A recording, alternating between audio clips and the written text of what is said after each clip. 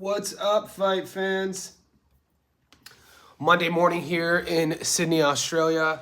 I know a lot of you guys are from America, so it's Sunday night. Probably watching American football. So if you're watching me now live and not football, I say thank you. Waking up this morning, there were a few headlines that caught my eye. I'll get into the fights that happened this past weekend later on today, but for this live, I want to keep it for what the title says. I want to talk about the ever-developing story of this rematch between Terrence Crawford and Errol Spence Jr.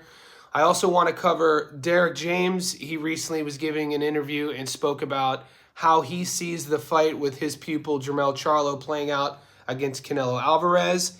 And then I want to finish on Tank Davis, or the lack thereof, per se. Where is he? And what's going on with him? He did take to social media this morning and posted an array of photos with a specific caption that caught my eye and ear. And we'll end with that, but we'll start with this. Yesterday, I spoke about the Steven Nelson interview that he had given on his social media pages that is being redistributed everywhere now, from Boxing News Online to theboxingscene.com.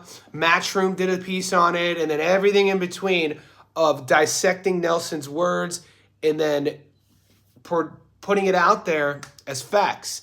The one thing that I'll never do is report on something and tell you that it's a fact. I'll always let you know it's a developing story, and I'll always let you know my source.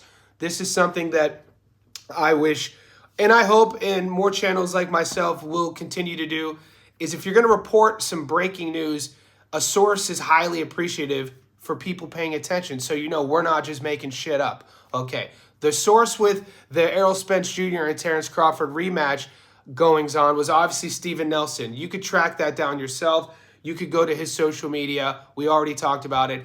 And the gist of that is the fact that he was saying that Terrence Crawford's camp is requesting the rematch at 147.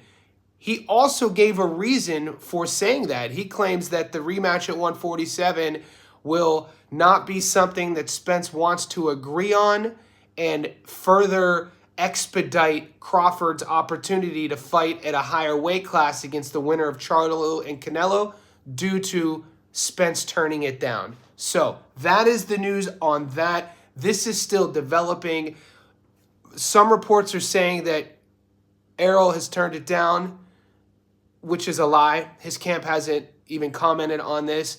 And we don't even know if it's official news from Crawford's camp because it's only from the mouth of Steven Nelson. Now, I put this up in our Boxing News Today Facebook group, and over 70,000 people are on there talking about conspiracy theories, facts, their reasons for Steven Nelson saying this. And I will highlight one of the comments that is a bit conspiratorial, but I found some fascinating truths to it. And they were saying that Nelson said this to keep that fight in the eyes and ears of the fans, to keep it relevant. And I think there's something to that, because if anything, true or untrue, we all are talking about it.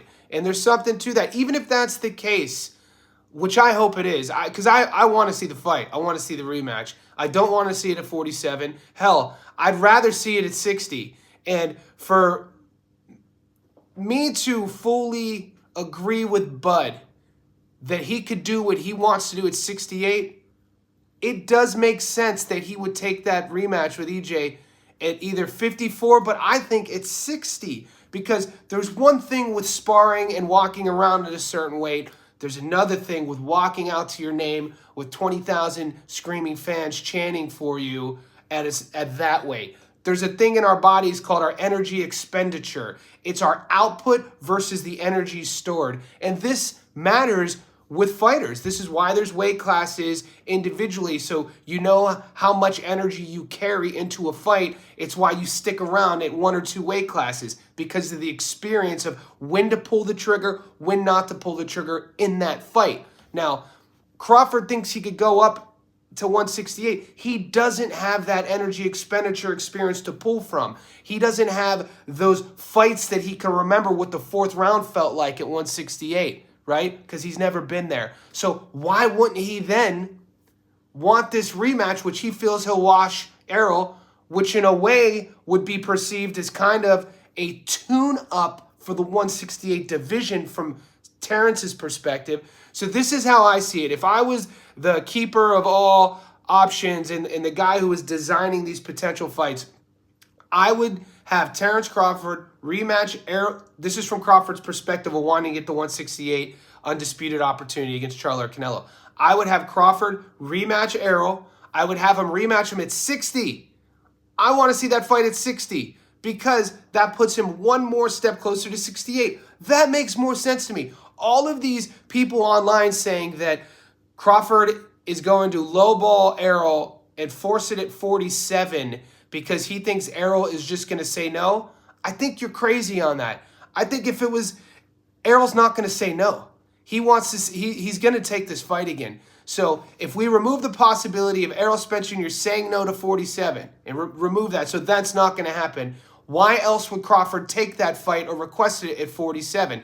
To be a dick? I don't think that's the case. That is kind of what Steven Nelson was insinuating, and this is kind of what some of the boxing reports, go to boxingnews.com, Boxing Scene, Boxing 24/7. This is what they were insinuating, that Bud was being a dick. And this is where I don't agree with the boxing media, because I don't think that's truthful. I don't think there's truth to that. I think we could take Steven Nelson's comments with a grain of salt. We could take them we could put as much weight on those comments just in the factor that he's keeping the fight relevant, right? Because there's some big fights coming up. We're going to be covering them this week. I'm excited. Next week, there's some good fights. The week after, we know is the big fights. There's undercards on both, on a couple cards that I'm going to highlight. So for the fact that Bud would request the fight at 47 to be a dick versus Steven Nelson talking about it to keep it relevant, I think it's more of option B than A. We'll leave it at that. The story's developing. I'd love for you to give me some feedback and let me know. Remember to hit the like button, the algorithm, doing the lives. We want to get this message out, right? Boxing from a neutral perspective. Developing story, stay tuned, we'll cover it more. I want to move on and talk about Derek James and Derek James' comments on his upcoming pupil, Jermell Charlo versus Canelo Alvarez at the end of the month, September 30th. He was talking about the power that Charlo has, the power that Charlo has grown into, the physical frame is going to be enough to shock the world and beat Canelo. Now, if this is the case, we have to then, before we dissect Derek James and call him whatever you want to call him, you know, you're either on his side or you're not. That's not what this point is for. Let's do it from an analytical perspective. Let's play a game here. Let's agree that Derek James is right in his belief that Mel's power will be the reason that he beats Canelo. Not his outboxing, not his savviness, but his power.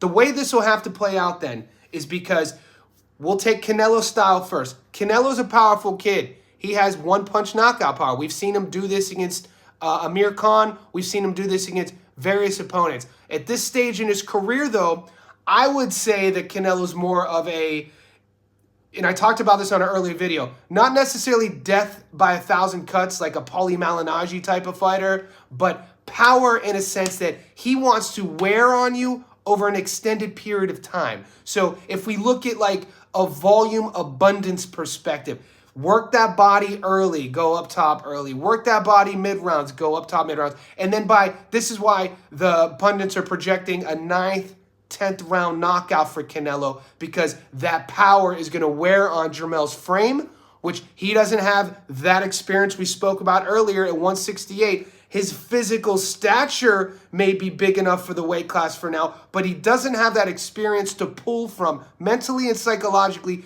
to know what that damage is doing. And guys, we have to remember that a lot of getting through the darkness in a fight is the belief system that you could get through it. So when we see these fighters daring to be great and going to different weight classes, a big element, the longer that fight goes on, is the psychological component of, will this fighter really believe that he could get through this damage? And that's the power of Canelo. That, in my opinion, is what he's going to serve to Charlo. It's going to be very psychological for Jermell in there, especially the later the fight goes on. Now, power from Jermell's perspective, from Derek James's comments, it's why we're here. He must be thinking that, and these are the facts. The facts are Jermell is taller than Canelo. The facts are He's going to have the athletic advantage. He's going to have the reach advantage. So power from that perspective, they're working on, they always say think about Tommy Hearns, his knockout power. That long, lanky, snappy hooks that he would throw. You know, usually longer guys have a bit, think about Wilder's build. Longer guys have a bigger snap and whip on a punch with less friction here, less stiff. So if he's thinking about power from that perspective, he's talking technically, which is why he probably commented on that. So he's because he's his coach, right? Hitting the bag, hitting the pads, technically, this is what a coach would go. That's the angle he's coming from. So he's then talking about that Charlo's going to get Canelo out of there early. Now this is an exciting storyline because now we have two narratives to tune in for. And if you're really a boxing fan, you're not going to tune in just for blood. You're going to tune in for the narrative. It's all about the storyline, right? This is why we watch combat sports. We want to see fighters come from nothing to become something. We want to see them lose and try to win again. It's the storyline. So the compelling storyline to pay attention to is what Derek said, that Charlo has the power to beat Canelo. And that power will be most substantial early on, one storyline. And from Canelo's perspective, that power will show up later on. So the whole storyline is who is going to win that seesaw battle. That's exciting to me. More on that as well. Stay tuned. And the last one I want to talk about, Tank Davis, man. Look, I hold fighters to a standard as gauges for how educated of a conversation I could have with fans, guys I meet at the bar, or my buddies regarding the fighter or the sport. You can use Tank Davis as a gauge. Basically, bring them up next time you're at the pub with your mates and see what they say, and then you'll know what you could talk about around them, or you know how much knowledge they have of the sport based on what they say. Because anyone who says Tank Davis hasn't fought anyone is, overrated, is ABC from the negative side. They don't know boxing. Because I'm not the biggest Tank Davis fan, but I know boxing, and every time he fights, I'm tuning in. Explosivity, knockout power, counter boxing, doesn't waste his shots, fight IQ, all that good stuff. He has star quality power, and he's a great athlete. That's why we watch him fight. I want to see this kid fight. A lot of media going around talking about he's going through some stuff. We know interpersonal relationships. I don't want to get into that. I don't like bringing up fighters' families. But he did this post today, and if you join the Facebook group, you'll see it's like 5 photos. He's out. It looks like he's at a sporting event, but it's a comment that he made. It's a caption that he made that I wanted to highlight that really resonates with me. And this is coming from an undefeated knockout artist, savage, combat, modern-day samurai athlete, Tank Davis. And in one of the photos, he says, "If you see me out in public, dap me up, because you never know what I'm going through at the time." I thought about that. I was like, man, that's human. That's real, because we're all going through some stuff. So I'll leave it at that. Hopefully he's doing well. Hopefully we see him soon, and only time will tell. Guys, like this video. I appreciate your support. I appreciate you tuning in, and any way that I can make this better, leave a comment. Let me know. We'll chat soon.